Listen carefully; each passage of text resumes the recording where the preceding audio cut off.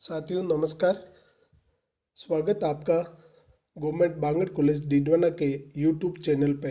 मैं Chenaram Mundaliya, assistant professor political science, government Bangur college Didwana.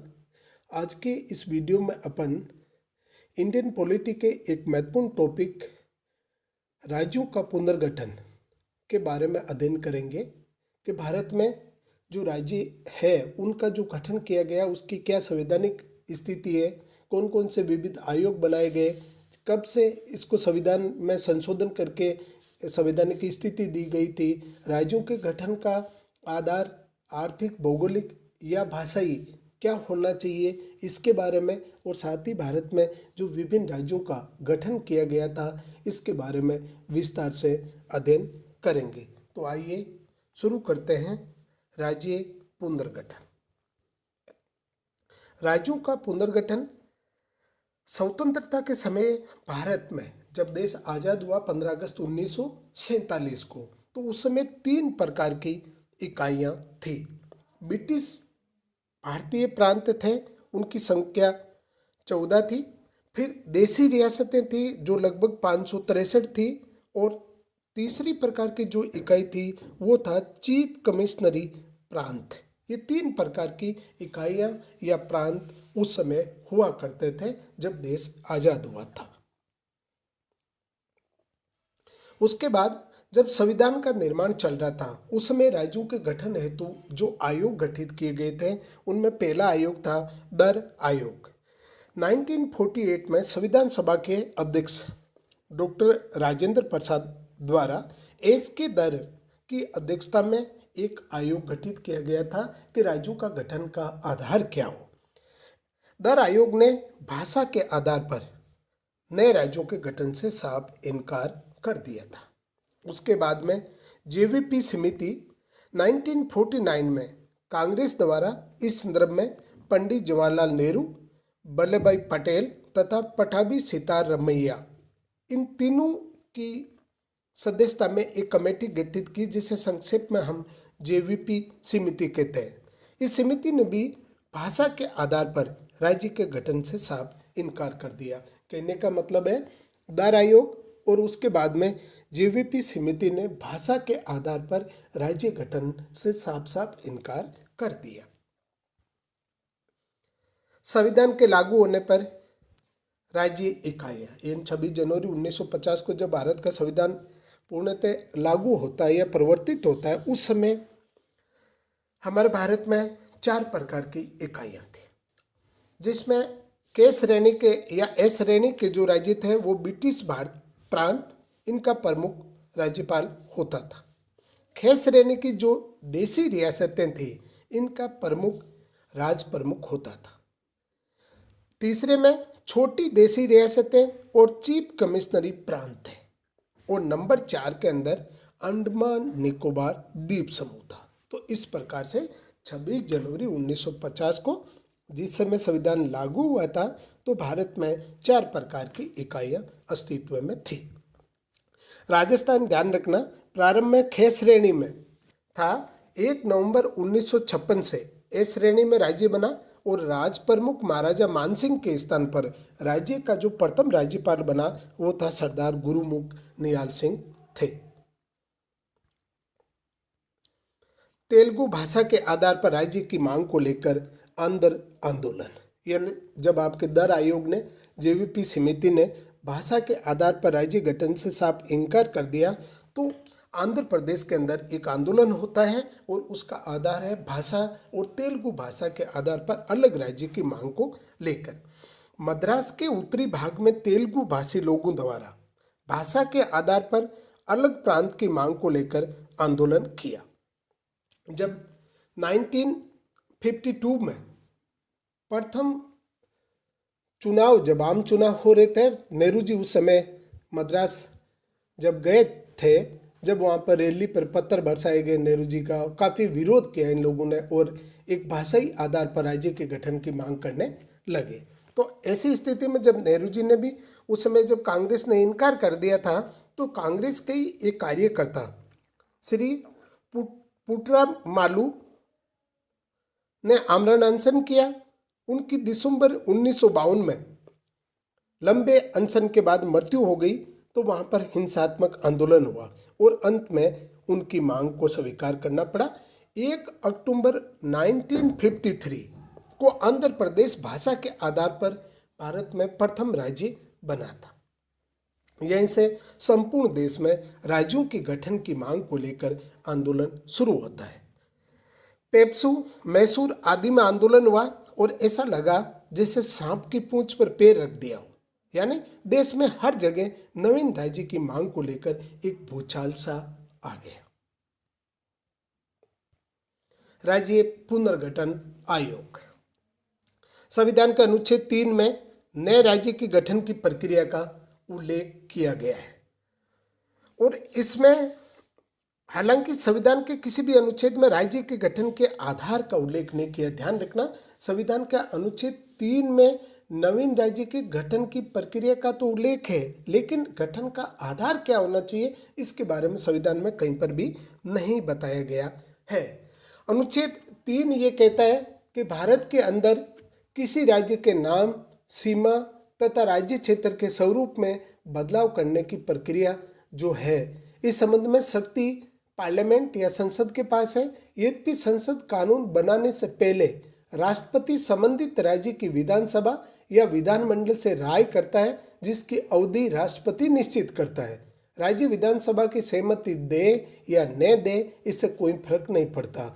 उदाहरणतः 1 जनवरी 1914 को आंध्र प्रदेश से अलग जब तेलंगाना 29वां राज्य बनाया गया, तो वहाँ की विधानसभा ने इसकी सहमति नहीं दी थी, फिर भी नवीन राज्य का गठन कर लिया गया था।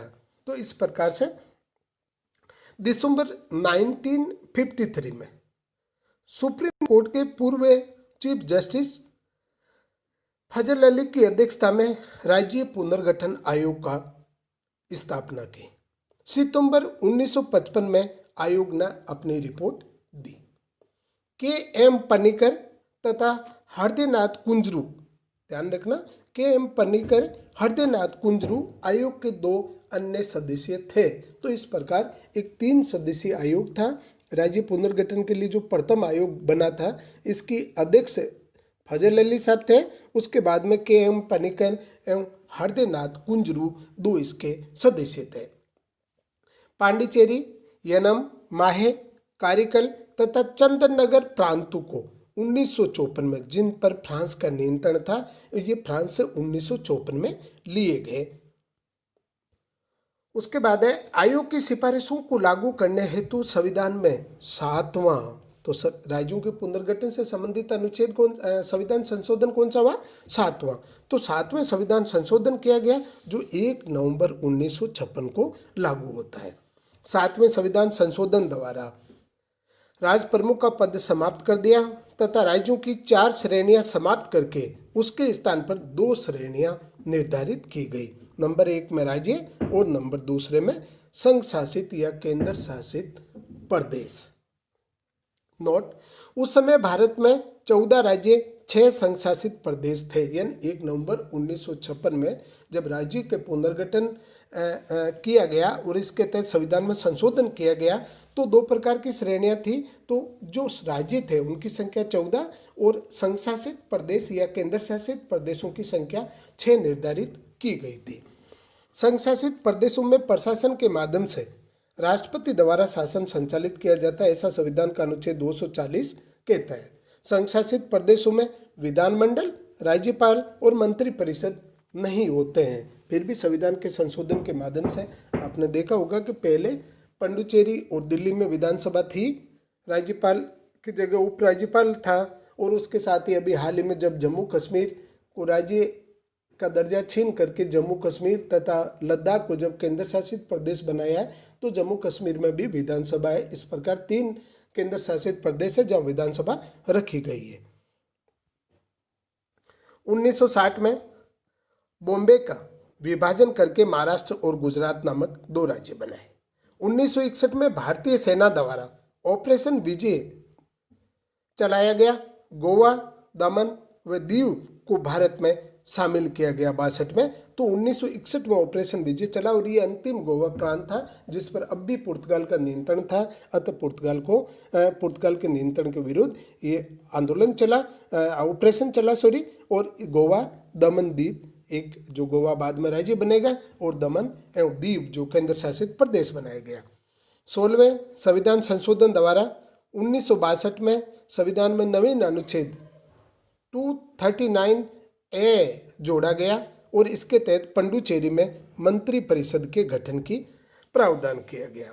1966 में पेप्सू का विभाजन हुआ, पंजाब और हरियाणा जैसे दो राज्य बनाए और साथ ही हिमाचल प्रदेश के रूप में एक संघ शासित या केंद्र शासित प्रांत स्थापित किया गया जो वर्तमान में राज्य बन चुका है। पेप्सू का मतलब था Patiala east Punjab state union.